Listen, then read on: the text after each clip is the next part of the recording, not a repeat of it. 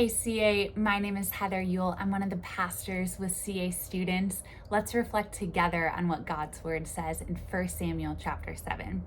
Here we jump into the Israelites repenting, confessing, fasting, seeking after God after messing up once again, and God once again giving them the victory in battle. This chapter is jam-packed with verses that you're gonna want to highlight, so I encourage you to read it yourself. We're going to focus specifically on verse 12 right now. It says this: Then Samuel took a stone and set it up between Mizpah and Shen. He named it Ebenezer, saying, "Thus far the Lord has helped us." And Ebenezer means stone of help. And it sounds great in a song lyric or as the name of a movie character. But what's the big deal? Why is it so significant that we still hear this word today? To really understand this, I want us to go back to Deuteronomy chapter 9. We enter in on a speech that Moses is giving the Israelites right as he's about to take them across the Jordan. Well, God is at least, to enter the promised land.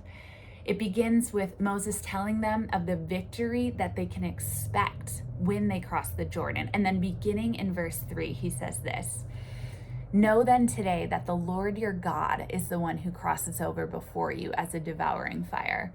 He will defeat them and subdue them before you, so that you may dispossess and destroy them quickly as the Lord has promised you. When the Lord your God thrusts them out before you, do not say to yourself, "It is because of my righteousness that the Lord has brought me in to occupy this land."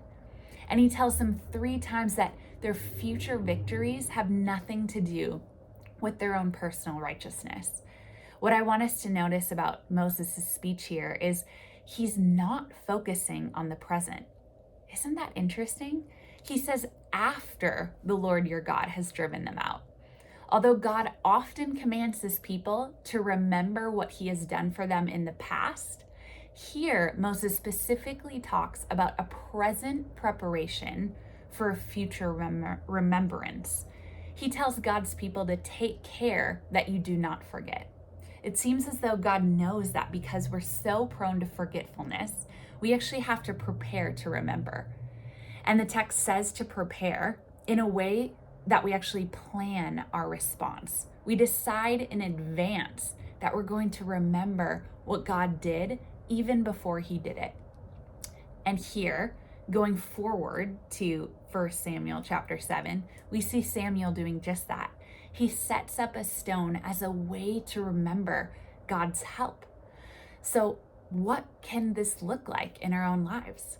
One easy way to do this as you're planning your weeks, you can also plan your response to God's faithfulness. As you look at your calendar this week, pray with faith that you will see victories in your life or in the lives of others. Plan time to reflect and thank God for his help. Maybe literally put in your phone calendar Ebenezer as a calendar appointment, the stone of help to say, I'm going to plan right now in advance to reflect back and remember what God did this week in my life. One of the benefits of preparing to remember is that now all of a sudden we have a lens of expectation that God is going to do something awesome in our lives.